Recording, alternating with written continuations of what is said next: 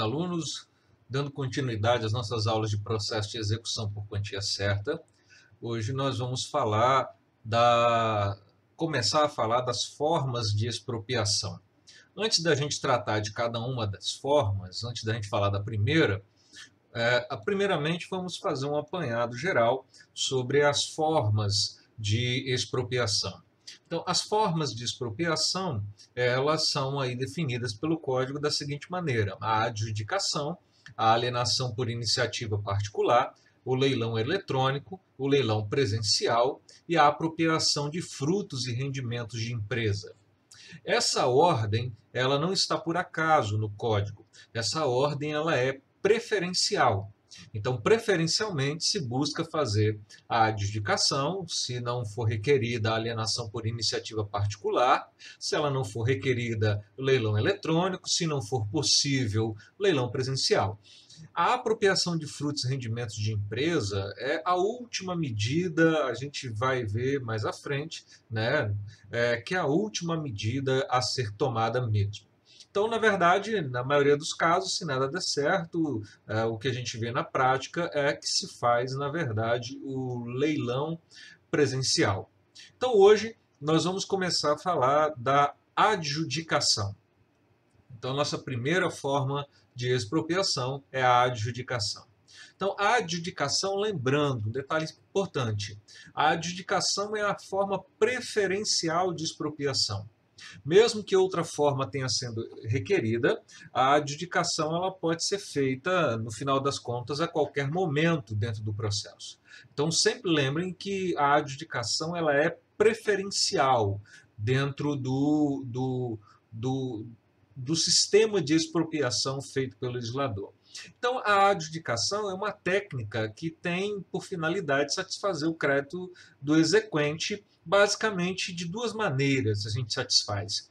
Ou nós transferimos o próprio bem penhorado para a propriedade do exequente, ou nós transferimos para o exequente, né, o valor que foi pago pela adjudicação, o preço pago pela adjudicação, caso o adjudicatário não seja o exequente, seja um terceiro.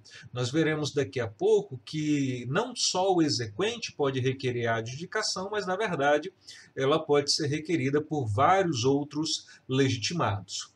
Então, a adjudicação é uma forma preferencial. Tanto pode ser adjudicado bens móveis quanto bens imóveis. É indistinto essa questão. E para que se faça a adjudicação, nós precisamos de dois requisitos. Esses dois requisitos, primeiro, é requerimento do legitimado e o segundo é um preço mínimo, que é o valor da avaliação. Então, aqui nós temos uma primeira importância da avaliação, né, que a adjudicação ela fica vinculada ao valor da avaliação. Por isso que só se pode fazer expropriação depois de resolvida todas as questões sobre a avaliação. Então, requerimento do legitimado indica que não é possível o juiz determinar de ofício essa forma de expropriação. É necessário que um dos legitimados requeira. Uma dúvida que surge à doutrina é se o executado poderia requerer.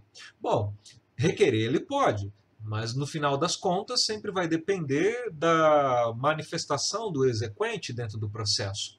Então eu vejo inútil a discussão de que se o executado tem ou não essa legitimidade, já que é o exequente, pelo princípio da disponibilidade, que determina se vai ou não fazer a adjudicação, se ele quer ou não a adjudicação. A outra coisa é o preço mínimo, né, como nós já falamos, que está vinculado ao valor da avaliação. Alguns doutrinadores entendem que esse requerimento pode ser feito tanto por escrito quanto de forma oral. Eu me perguntaria como seria feito de forma oral, né, já que nós não temos, dentro do processo de execução, pelo menos em regra, audiências. Então, provavelmente, a única maneira de se fazer oralmente seria através de audiência. Então, quem são esses legitimados para requerer a adjudicação? Primeiro legitimado é, obviamente, o exequente. O exequente, justamente por ser o proponente da execução, ele tem toda a legitimidade para requerer a adjudicação. E aí, quando o exequente requer a adjudicação, a forma de satisfazer o seu crédito será justamente pela transferência do bem penhorado para a propriedade do exequente. Credores com garantia real ou com preferência, que esses credores estão aí mencionados, relacionados no artigo 889, incisos 2 a 7. Então, todas essas pessoas aí mencionadas nesse artigo, nesses incisos, por exemplo, coproprietário de bem indivisível, titular do usufruto, credor pignoratício, hipotecário, anticrédito, fiduciário, promitente comprador, promitente vendedor, no caso aí um caso especial que é a União, Estado e Município, se o bem penhorado a ser adjudicado aí, ele for tombado por algum desses entes federativos. Então aqui nós temos algumas pessoas que têm uma certa preferência sobre esse bem também. Outros são os outros credores, que também têm processo de execução contra esse devedor solvente e que também penhoraram esse mesmo bem. Então aqui a gente imagina a seguinte situação, né? Esse bem, ele tem várias penhoras. Então qualquer desses credores que penhoraram esse bem podem requerer a adjudicação dele. E aí a gente entra, numa certa maneira geral, os familiares do exequente, cônjuge ou companheiro do executado, perdão, cônjuge ou companheiro do executado, descendentes do executado e ascendentes do executado. Então, essas pessoas, que nós vamos chamar aqui de familiares do executado de uma maneira bem ampla, elas também podem requerer a adjudicação. Qual a finalidade? A finalidade é que elas têm essa possibilidade de resgatar esse bem penhorado de volta ao seio familiar. Então, daí eles estarem relacionados dentro dessa forma de expropriação que é a preferencial. E nós temos um caso muito específico, que é no caso de penhora de cota social ou de ação de sociedade anônima fechada, porque aí, por princípios societários, a sociedade terá legitimidade e preferência também na hora de adjudicar essas cotas. Então, aqui são é a lista dos legitimados, quem pode requerer a adjudicação. Toda vez que for requerida a adjudicação, o executado ele precisa ser intimado dessa adjudicação. O artigo 876 ele vai me dizer, na verdade, como o executado será intimado. Então, de regra, ele é intimado na pessoa do seu advogado. Através de diário. Se ele não tem advogado, né, ou quando representado por defensoria pública ou defensor dativo, por carta com aviso de recebimento ou por meio eletrônico, se for possível. E existe a presunção de que, se o executado for mandado para o endereço dele sem prévia comunicação, né, se mandou para o endereço, ele mudou de endereço sem prévia comunicação ao juízo, presume-se que ele foi intimado. E, por fim, ele pode ser até intimado por edital, né, se for o caso, tá? Na verdade, se ele for citado por edital, só me corrigindo, se ele for citado por edital e não tiver advogado nos autos, a intimação pode ser dispensada, certo? Então aqui o executado tem que ser intimado do requerimento. Se alguém requerer a adjudicação, ele tem que ser intimado e o artigo 876 me dirá como será feita a intimação. E aí a última questão que nós veremos é a questão do procedimento da adjudicação. Então, nós veremos vários pontos sobre esse procedimento. Então, basicamente é o seguinte, nós temos o requerimento, o executado é intimado desse requerimento de adjudicação, e se apenas houver um pretendente, na verdade, se apenas tivermos um pretendente, é a forma mais simples de se resolver essa adjudicação. Tá? Porque se apenas um compareceu para requerer, se ele pagar o preço, que é o valor mínimo, que é o da avaliação, então nós teremos já resolvida a adjudicação.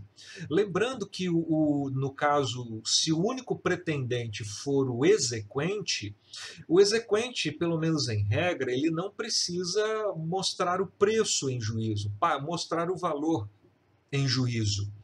O que o exequente faz é um sistema de compensação. O valor do bem que ele está adjudicando será compensado no valor da execução. É claro que, se o valor do bem a ser adjudicado é maior do que o valor da adjudicação, é o maior do que o valor da execução, o exequente ele precisará depositar apenas essa diferença. Então, o exequente ele tem esse privilégio dentro do seu processo de execução de não precisar mostrar o preço total. Ele apenas mostra o que exceder ao valor da execução. É claro que se o valor do bem adjudicado for menor do que o valor da execução, a gente faz o abatimento desse valor no valor da execução e a execução, o processo de execução prosseguirá no valor que falta ainda a ser pago pelo devedor. Então, quando a gente tem só um pretendente, né, fica fácil resolver as questões sobre a adjudicação. Quando o pretendente não é o exequente, então esse pretendente terceiro, que não é o exequente, ele precisa depositar em juízo o preço total da adjudicação. Agora, aí começam as complicações. Né? Uma primeira complicação é no caso de existir mais de um pretendente. Qual é o critério usado pelo código para, no caso de existir mais de um pretendente? Se existir mais de um pretendente, o ganhador, o vencedor, será aquele que oferecer maior preço. Tá? Então, aquele que oferecer o maior preço leva o bem. Lembrando que o preço mínimo é o valor da avaliação. Esse é o preço mínimo. Então, havendo mais de um pretendente, faz entre eles uma licitação. O juiz, né, vai dar oportunidade para cada um oferecer, fazer a sua proposta, e quem der o maior preço é o vencedor da adjudicação. O problemão todo do código é quando nós tivermos igualdades de ofertas, ou seja, nós temos mais de um pretendente, é feita a licitação, só que todos esses pretendentes, eles oferecem o mesmo preço, a mesma oferta. Então, qual a solução? Nós veremos que temos basicamente algumas soluções aqui, já que o código ele não foi claro para resolver essas questões. Ele apenas resolveu uma parte do problema, mas não resolveu todas as questões. Uma coisa que o código já deixa claro, lá no caput do artigo 877, é que o juiz ele vai resolver eventuais conflitos entre esses pretendentes. Então, havendo conflitos entre os pretendentes, é o juiz que dá a palavra final. É claro que essa decisão do juiz é interlocutória, cabe agravo de instrumento contra essa decisão. Tá? Mas ainda isso não responde tudo, porque o juiz ele vai resolver, obviamente, é ele que dá a palavra final, mas ele vai ter que observar alguns critérios para dar essa palavra final, para resolver esse conflito. Então, o primeiro conflito, e esse é fácil resolver, esse a lei nos fala como resolve, que é a concorrência entre penhoras. Imagine que os pretendentes que apareceram para comprar, todos são pretendentes que fizeram penhora sobre o mesmo bem. Quem é que vai ter preferência na adjudicação? A preferência, lembra quando nós estudamos os efeitos da penhora? Uma preferência é que a penhora, quando feita, ela gera direito de preferência na ordem cronológica da realização da penhora. Então, quem faz a primeira penhora adjudica, tem preferência. Quem fez em segundo lugar fica na espera e assim sucessivamente. Tá? Tome muito cuidado, não é o exequente que tem preferência, é quem fez a primeira penhora que tem preferência. Então, a concorrência entre penhoras é resolvida pelo direito de preferência gerada pela penhora, que é na ordem cronológica. Então, esse é um primeiro conflito e esse é fácil de resolver. Só que aí vem um outro conflito, né? E esse daqui é o mais complicado e a gente não tem uma resposta clara do código. A única coisa que o código fala é o seguinte, que havendo igualdade de ofertas, ela vai ser resolvida da seguinte maneira, né? Vai ser o cônjuge, companheiro descendente ou ascendente nessa ordem. Só que nós vimos que tem vários legitimados. Um primeiro entendimento aqui. Esse primeiro entendimento é um entendimento clássico né, que diz o seguinte: as preferências materiais, ou seja, aquelas preferências de ordem do direito material, elas sempre estão em primeiro lugar em relação às preferências processuais. Então, se a gente olhar dessa ótica que o direito material prefere ao direito processual, então nós temos o quê? Aqueles credores com garantias reais, eles, em igualdade de ofertas, eles têm preferência. E em segundo lugar, né, aí a gente entra as preferências processuais, ou seja, dos familiares e das penhoras. Só que aqui eu percebo que tem uma questão de dúvida, porque o código não me coloca exatamente qual a preferência, né, qual a ordem de preferência das preferências processuais. O código, em momento nenhum, ele fala que os familiares devem receber em primeiro lugar daqueles que fizeram penhora. E também não fala o contrário. Então, aqui uma dúvida pode surgir. Quem é que pode receber em primeiro? Eu acho que a resposta sempre aqui vai ser pela finalidade da norma, ou seja, a possibilidade da família do devedor recuperar o bem me parece mais prioritária do que simplesmente o exequente ficar com o bem. Tá? Então aí por isso que eu prefiro colocar nessa ordem, se a gente adotar de que preferências materiais preferem as processuais. Tá? Se você não pensar dessa maneira, nós temos um outro entendimento. Aí baseado no princípio de que assim, por que o legislador colocou o cônjuge, companheiro, descendente, ascendente nessa ordem? Por que ele mencionou apenas esses? Me parece que a razão do legislador ter mencionado esse é justamente o motivo que está por trás disso. O motivo qual é? Que esses familiares do devedor teriam a possibilidade de resgatar esse patrimônio para o seio familiar novamente. Então, baseado nessa ideia, eles viriam em primeiro lugar. Só que aí tem um detalhe, né? Aqui, se a gente basear nesse princípio, nós estamos quebrando uma ordem de preferências tradicional do nosso direito, de que os direitos materiais preferem aos direitos processuais. E se a gente entender que esse princípio sobrepõe, é uma supranorma nesse sentido. Tá? E aí nós teremos os credores com garantias reais e percebam que quem faz penhora, quem tem penhora, inclusive o exequente, ele fica para o final, ele fica para o final do processo. Tá? O professor, como o código ele é silencioso nessa parte, o professor Fred Dier ele vai entender de uma outra forma até, ele tem um outro entendimento, que se a igualdade for entre cônjuge, companheiro, descendente, ascendente, beleza, o código já respondeu, é essa a ordem de preferência. Agora, nesse contexto maior que nós estamos falando, ele fala que aí o juiz deveria fazer um sorteio. Por que ele fala do sorteio? Baseado na lei de licitações públicas, né? Que lá, havendo igualdade de oferta e não sabendo com quem faz a preferência, se faz um sorteio entre eles. Então, percebam que o código ele é silencioso nesse aspecto e pode gerar várias interpretações por conta disso. Tá? E aí, para a gente finalizar a questão procedimental, né? Como é que funcionaria então o procedimento? Aí esquecendo, vamos entender que a adjudicação foi feita, ou seja, que teve um ganhador, que apareceu um ganhador aqui para levar esse bem. Então nós temos esse ganhador. E aí como é que se procede então agora? Havendo um ganhador, um vencedor. Lembrando que o juiz, né, resolve todas as questões, e cabe agravo contra essa decisão do juiz. O código fala o seguinte, que transcorrido o prazo de 5 dias contado da última intimação ou decididas as eventuais questões, o juiz ordenará a lavratura de auto de adjudicação. Então nós temos no mínimo um prazo de 5 dias aqui. Então isso quer dizer o quê? Que a lavratura do auto de adjudicação não é feita imediatamente após a adjudicação. Nós devemos esperar o mínimo de 5 dias.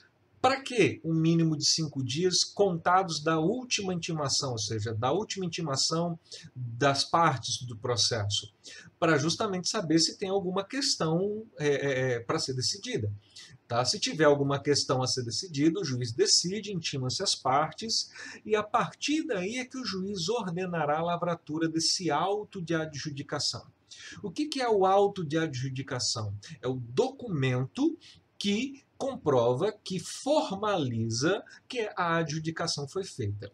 O artigo 877, parágrafo 1º, ele fala o seguinte, que considera-se perfeita e acabada a adjudicação com a lavratura e assinatura do auto pelo juiz, pelo adjudicatário, pelo escrivão ou chefe de secretaria, e se tiver presente, ou seja, dispensável, a assinatura do executado.